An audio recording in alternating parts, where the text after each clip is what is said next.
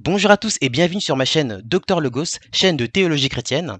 J'ai entamé une série de réactions à une vidéo de Trait d'Olympe sortie le 3 juin, où il a fait une critique contre le christianisme.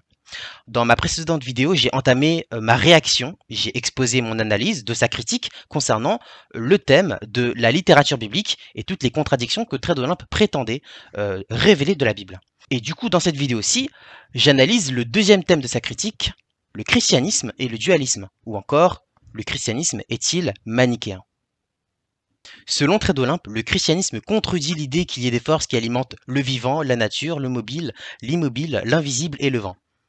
Mais j'avoue que je ne vois pas en quoi le christianisme contredit cette idée. La seule chose que le christianisme affirme, c'est qu'il y ait un Dieu, un être qui est principe de tout et qui soit à l'origine de tout ce qui existe. Mais sinon, le fait qu'il y ait des forces, bien des énergies ou des esprits ou peu importe, qui alimentent les éléments fondamentaux de la nature n'est pas contredite par la Bible. Il y a par exemple l'idée des anges. Dans la Bible, il y a également l'idée qu'il y ait d'autres entités que Dieu, spirituelles également, qui peuvent avoir un effet sur la nature. Donc je ne vois pas en quoi le christianisme contredit l'idée qu'il y ait des forces qui alimentent les principaux éléments de la nature. Tout ce qu'on nous dit, c'est qu'il y a un seul Dieu qui est à l'origine et qui a tout créé. Mais selon Trait d'Olympe, c'est le dualisme religieux qui est à l'origine de la décrédibilisation, voire de la falsification de réalités pourtant évidentes. Autrement dit, le système de pensée dualiste, c'est-à-dire qui fait des oppositions, empêche les hommes de voir les choses telles qu'elles sont.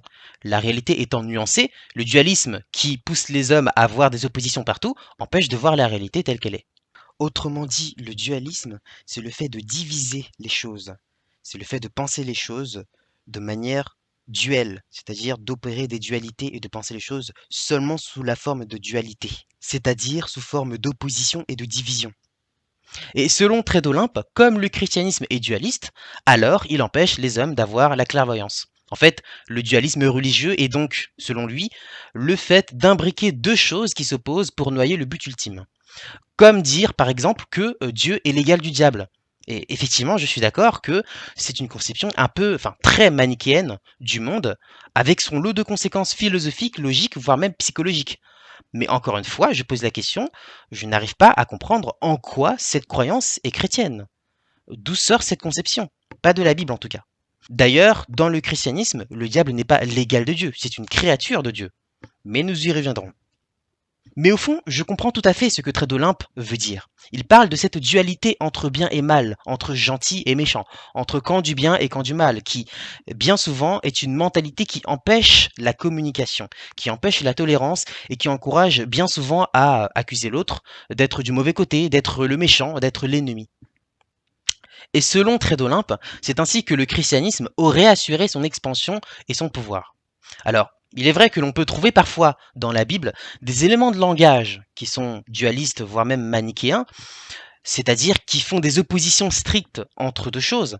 C'est le cas par exemple dans l'opposition, comme l'exemple qui a été donné, dans l'opposition entre Dieu et le diable, entre fidèles et païens, l'opposition entre les juifs et les non-juifs, ou encore entre le corps et l'âme, ou encore entre le bien et le mal.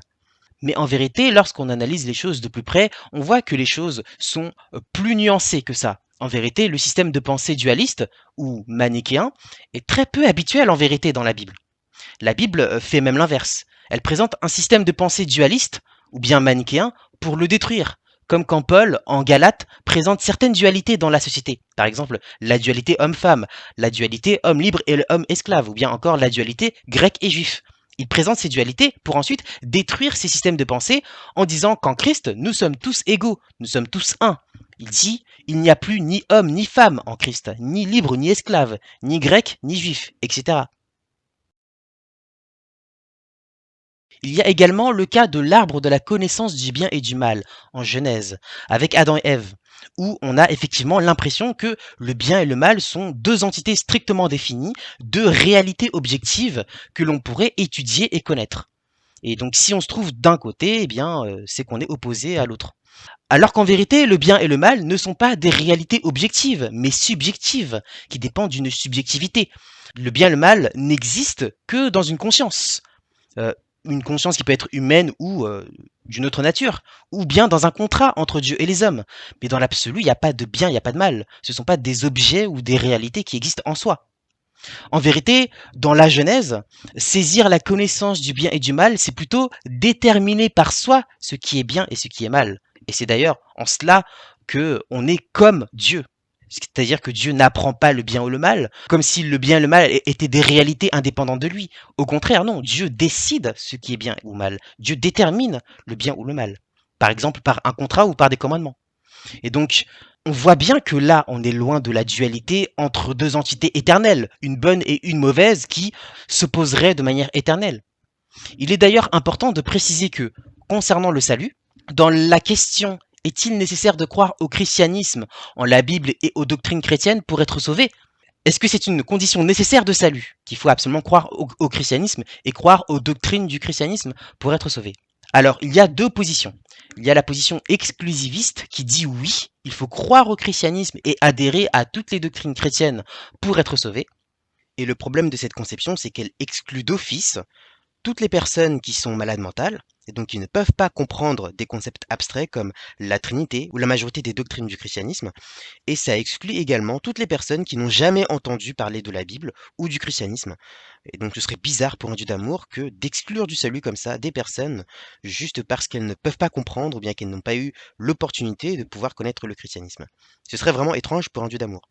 Et de l'autre côté, on pourrait se poser la question, est-ce qu'une personne qui croit à toutes les doctrines du christianisme, qui connaît toute la Bible, admettons, mais qui n'a pas l'amour, est-ce que réellement cette personne-là est chrétienne et elle serait sauvée? Et la réponse est non. Donc on voit bien quelle est la priorité du christianisme. Et donc on voit bien quelle est la priorité du christianisme concernant le salut. Il faut bien qu'il y ait un critère qui soit universel et donc universellement accessible pour que Dieu soit juste. Eh bien, en vérité, le christianisme est plutôt inclusiviste. Et ça, c'est la deuxième position. C'est-à-dire qu'il n'est pas nécessaire de connaître la Bible ou d'adhérer aux bonnes doctrines ou aux doctrines chrétiennes pour être sauvé. Il suffit d'avoir des valeurs chrétiennes, résumées par l'amour, pour être sauvé. D'ailleurs, Jean dit que celui qui aime a déjà connu Dieu. Celui qui n'aime pas n'a pas connu Dieu. Et donc, aimer, c'est déjà être en relation avec Dieu, c'est déjà être dans le salut. C'est d'ailleurs pour cette raison que dans la Bible, dans l'Ancien Testament, lorsque Dieu condamne les religieux en dehors du judaïsme, ceux qui prient d'autres dieux que celui d'Israël, Dieu en réalité ne les condamne pas à cause du fait qu'ils prient d'autres dieux. C'est ce qu'on pourrait croire. On pourrait croire que, en réalité, Dieu reproche aux religieux païens, donc à ceux qui prient d'autres dieux, d'être dans des religions fausses, alors que ce n'est pas ça qu'il leur est reproché. La faute qui leur était reprochée, bien souvent, dans l'Ancien Testament, n'était pas d'adorer un autre Dieu ou d'être dans une fausse religion, mais la raison pour laquelle Dieu les condamnait, c'était parce qu'ils commettaient des crimes répréhensibles moralement. C'est parce qu'ils maltraitaient les étrangers, par exemple, ou bien parce qu'ils tuaient des innocents, etc. Par exemple, dans l'Ancien Testament, en Ézéchiel chapitre 16, verset 49, il est bien expliqué que Sodome a été détruite par Dieu en raison de son orgueil, son insouciance, et de ne pas avoir secouru les pauvres et les malheureux, et aussi d'avoir maltraité des étrangers. Donc c'est bien sur leur moralité qu'ils sont jugés, pas sur le fait qu'ils aient une autre religion.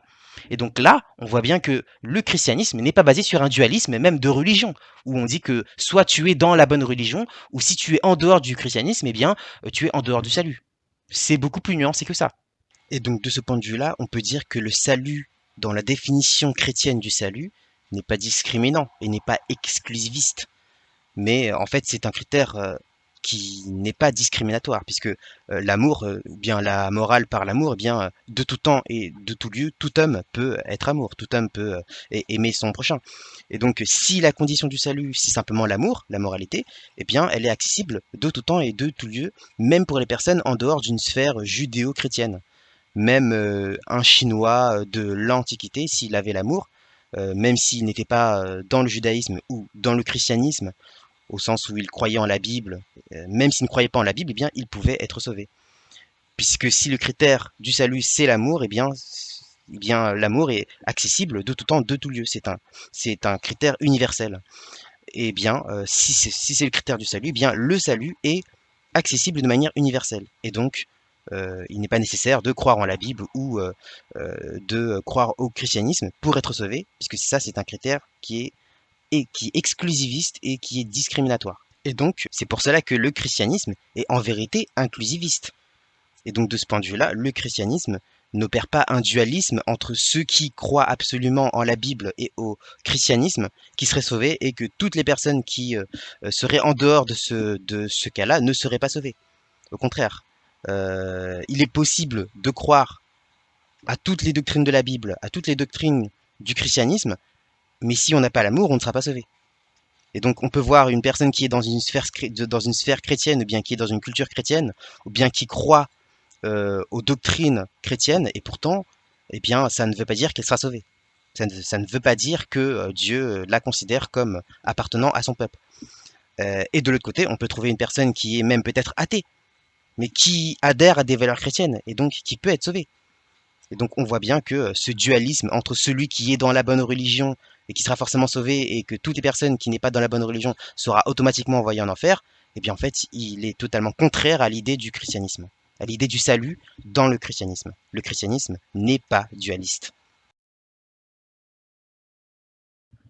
Concernant la vision de l'homme, la relation entre corps et âme, ou bien esprit, contrairement à ce que les gens pensent, le christianisme n'est pas dualiste. Il n'oppose pas strictement le corps et l'âme. D'abord, quelle est la conséquence de cette dualité entre corps et âme? Quelle est la conséquence de dire que le corps et l'âme sont deux entités strictement, radicalement distinctes qui n'ont aucun point de contact? Eh bien, la conséquence principale, et j'imagine que c'est aussi ce que Trédolin pourrait dénoncer, c'est que si on pense qu'il y a une opposition stricte entre le corps et l'âme qui ainsi n'aurait aucun contact, et donc qu'il y aurait une vie après la mort, ou bien quelque chose comme nous ne sommes pas notre corps, nous sommes notre esprit. Eh bien, la conséquence logique de ce genre de mentalité, eh bien, c'est qu'on pourrait négliger le monde matériel. Les gens qui pensent comme ça pourraient négliger la vie matérielle, voire on pourrait être tenté de penser que la matière est mauvaise et qu'il faut la fuir, comme le pensait le philosophe Platon. Et donc, les chrétiens qui réfléchissent ainsi ne seront pas concernés par le fait d'améliorer leur vie terrestre. Ils accepteront peut-être plus facilement, bien ils risqueraient de le faire, d'accepter plus facilement la pauvreté en attendant de vivre après la mort, par exemple. Je pense que ces personnes ont justement adopté la pensée platonicienne, qui est contraire à la Bible, c'est-à-dire que cette pensée n'est pas biblique. Ce n'est pas le christianisme qui est à l'origine de cette pensée, c'est le platonisme. Alors que dans la Bible, l'homme est un tout. L'âme n'est pas immortelle, puisque l'âme meurt. Et l'âme désigne simplement l'être dans son ensemble, comme on voit en 1 Corinthiens chapitre 15 verset 45. Par exemple, le mot nefesh en hébreu qui sert à désigner l'âme, c'est un terme biologique puisqu'il sert à désigner l'âme par le sang, le fait de dire qu'il y a une vie, et donc elle sert aussi à désigner la vie des animaux, qui est faite par le sang. Donc c'est un terme biologique. Lorsque l'on dit de quelque chose que c'est une âme vivante, c'est simplement de dire que c'est un être vivant. C'est pas un caillou comme un corps inerte, c'est un corps qui est animé. D'ailleurs, le mot âme a la même racine que le mot animé, donc c'est un terme biologique. Donc là encore, rien à voir. La Bible a une conception beaucoup plus nuancée même de l'homme. Elle n'est pas dualiste. On peut également parler de ce que l'on appelle le dualisme ethnique, que l'on appelle aussi l'ethnocentrisme, où on se dit que nous et notre communauté, nous sommes de la vérité. C'est comme certaines personnes qui vont vous dire, ah bah nous, on connaît la vérité, on a la vérité est de notre côté. Et donc on est les vrais. Donc les autres communautés sont dans le faux. Si tu es en dehors de notre communauté, tu es dans le faux. Et c'est une conception qui peut amener de l'orgueil, c'est vrai. Mais en réalité, ce qui est étonnant dans la vie de Jésus, c'est qu'il reprend le plus sévèrement les juifs, c'est-à-dire les personnes de sa propre communauté, les membres de son propre peuple. Les critiques les plus sévères de Jésus et les paroles de condamnation sont le plus souvent dirigées contre les membres de son peuple, et les moments où Jésus est émerveillé par la foi ou les vertus d'un être humain, c'est envers des personnes étrangères à la culture juive. C'est-à-dire que Jésus affirme à la fois que les juifs connaissent la vérité, on pourrait y voir une sorte de fanatisme nationaliste, mais en même temps, les critiques les plus sévères, il les fait contre les juifs, contre les membres de sa propre communauté. Et les plus nobles vertus qu'il a reconnues concernaient des païens, des personnes en dehors d'Israël. Et on le voit également en Matthieu 45, où Jésus dit que faites-vous d'extraordinaire si vous saluez seulement les membres de votre propre peuple? Les membres des autres peuples font la même chose, ils se saluent seulement entre eux. Mais que faites-vous d'extraordinaire si vous saluez uniquement entre vous? Votre amour doit être parfait et doit s'étendre à tout homme et doit dépasser les limites ethniques et nationales. On doit aimer tout homme de la même manière sans faire de favoritisme, comme Dieu ne fait pas de favoritisme. Donc même Jésus contredit ce dualisme ethnique. Et même lorsque Jésus dit que nous devons aimer notre ennemi, eh bien, il contredit encore une fois ce dualisme, ce mur qui nous séparerait des méchants. Il dit non, nous devons aussi faire du bien aux personnes qui ne le méritent pas, bien voire même qui nous persécutent. Et enfin, concernant le dualisme entre Dieu et le diable, l'opposition entre bien et mal, en vérité, il ne s'agit pas d'une dualité lorsqu'on parle de Dieu et le diable. Dieu et le diable ne sont pas égaux, hein. Dieu et le diable ne se situent pas sur le même plan d'existence. Pour qu'il y ait une concurrence entre deux personnes, bien entre deux éléments, il faut qu'ils soient sur le même plan d'existence. Pour qu'il y ait dualité, pour qu'il y ait manichéisme, il faut que les deux éléments que l'on oppose soient sur le même plan. Or, Dieu et le diable ne se situent pas sur le même plan. Dieu est au-dessus du diable, il est créateur du diable. Et même là, si on va encore plus loin, on comprendra que si le diable fait le mal et que Dieu en est le créateur, donc Dieu est le créateur du diable et que le diable fait le mal, et que tout ce que Dieu a fait est bon, donc le diable n'a pas été créé mauvais par nature, puisque tout ce que Dieu fait est bon, et que c'est Dieu qui a créé le diable. Et donc on comprend même que cette vision dualiste entre le diable est totalement mauvais et tout ce qui n'est pas le diable serait fondamentalement bon est totalement fausse, puisque le diable a été créé par Dieu et tout ce que Dieu fait est bon. Donc le diable n'a pas été créé mauvais par nature. Dieu n'a rien fait de mauvais par nature. Et même dans le sens où le mal que le diable fait, que le diable a choisi, était en vérité une bonté. C'est-à-dire que Dieu a estimé bon que la possibilité du mal existe pour permettre la liberté. Mais du coup, qu'est-ce que ça veut dire? Dieu est souverain et il est à l'origine de tout. Or, il existe tellement de diversité dans ce qu'il a créé qu'on est forcé de constater que l'idée même de Dieu et du diable est très loin du dualisme. Le diable n'est pas totalement mauvais par nature et c'est Dieu qui est à l'origine de la possibilité du mal. Donc là, on sort encore une fois d'une vision binaire ou bien manichéenne ou bien dualiste entre le Dieu et le diable. On pourrait encore donner plein d'exemples où la Bible semble dualiste, mais qu'en vérité, elle est plus nuancée. Donc en résumé, avec le christianisme, en réalité, on sort totalement du dualisme. Dualisme qui peut se traduire de plusieurs manières. Dans le monde religieux, c'est vrai qu'on trouve énormément de religieux peut-être qui peuvent avoir cette conception un peu dualiste du monde, en se disant par exemple, une bonne personne, c'est quelqu'un qui croit en Dieu, par exemple. Ah bah, quelqu'un qui croit en Dieu, c'est sûrement une bonne personne. Et du coup, quelqu'un qui pense comme ça, il va avoir tendance à penser qu'un athée, par exemple, eh bien, il aura tendance à ne pas être une bonne personne. Un athée, c'est forcément une personne qui est immorale. C'est parce qu'on est religieux, c'est parce qu'on croit en Dieu qu'on a l'amour. Et donc, être athée, forcément, il ne peut pas avoir l'amour dans son cœur, tu vois.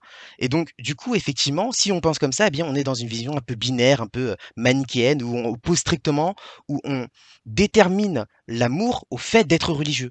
Alors qu'en vérité, l'amour n'est pas un critère discriminant qui est réduite au fait d'appartenir à une religion ou bien au fait d'appartenir à une ethnie. L'amour, c'est un critère qui peut appartenir à tous les hommes. Tous les hommes peuvent aimer. Ce n'est pas que propre à certains religieux ou à une certaine ethnie. Et donc on voit que le christianisme dénonce parfois certains religieux qui n'ont pas l'amour. Et dans le christianisme, on trouve aussi par exemple dans la vie de Jésus, le christianisme qui reconnaît l'intégrité morale de certaines personnes qui sont présumées païennes. Et donc, que Trait de l'Olympe se rassure, le christianisme ne fait pas de genre d'opposition manichéenne ou bien binaire, où on enferme certaines caractéristiques dans le fait d'appartenir à une certaine communauté ou le fait d'appartenir à une certaine religion. Le christianisme a une vision beaucoup plus universelle de l'amour ou bien de la moralité. Eh bien, le christianisme n'est pas dualiste, le christianisme ne fait pas des oppositions strictes et n'enferme pas les gens dans des étiquettes identitaires. Et c'est donc ainsi qu'avec le christianisme, on sort du dualisme et encore, avec le christianisme, on sort de l'essentialisation. Je pense donc que Trait d'Olympe a peut-être une conception du christianisme extrêmement négative, qui peut être due à une incompréhension des différents concepts du christianisme et de leur implication. Il dénonce, je pense, une vision caricaturale et simpliste du christianisme.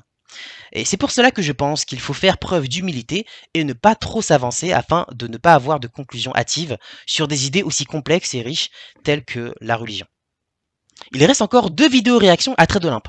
Dans la prochaine, nous analyserons sa critique concernant le cas de Jésus. Notamment, est-ce que Jésus a existé et Jésus à l'épreuve des Écritures. J'ai également créé une playlist spéciale à mes réponses à Trait d'Olympe.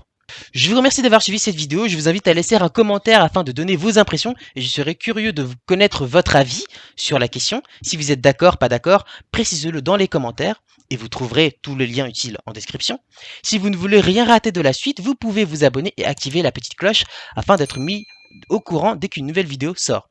On se donne rendez-vous la prochaine vidéo et moi je vous dis à très bientôt.